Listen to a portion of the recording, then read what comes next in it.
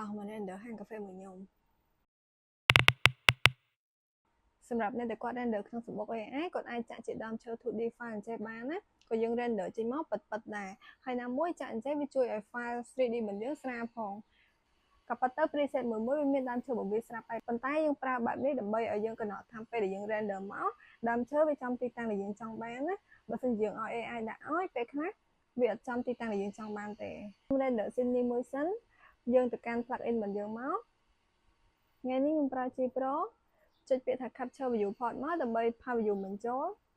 ទៅទំហំរូបហើយចុច apply មកថ្ងៃនេះខ្ញុំប្រើ preset Tone High Tab 1 quality រូបខ្ញុំប្រើ 2K environment ខ្ញុំប្រើ morning weather ខ្ញុំប្រើ after rain ណាទៅតែភ្លៀងហើយតិចតិចប៉ុណ្ណឹងមកខ្ញុំចុច render មក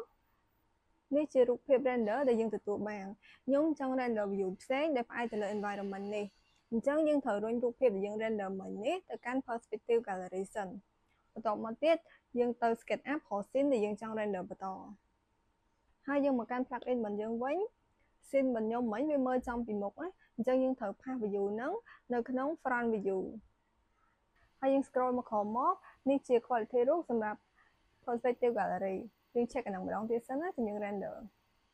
វា auto select នៅក្នុង front perspective ហើយអញ្ចឹងយើងចុច render ក្នុងហ្នឹងមក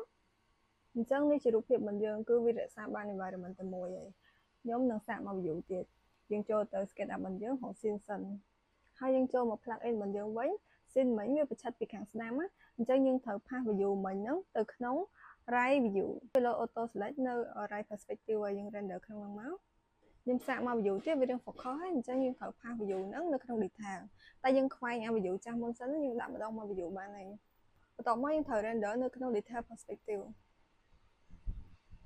យើងសាកមក view ទៀតវារឿង focus ដែរអញ្ចឹងយើងត្រូវផាស view ហ្នឹងនៅក្នុង detail ដដែល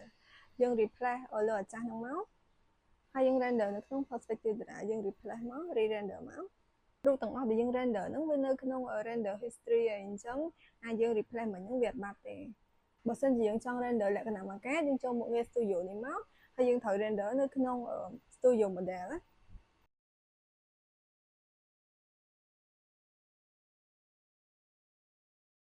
ថ្ងៃនេះខ្ញុំមានតែប៉ុណ្្នឹងទេ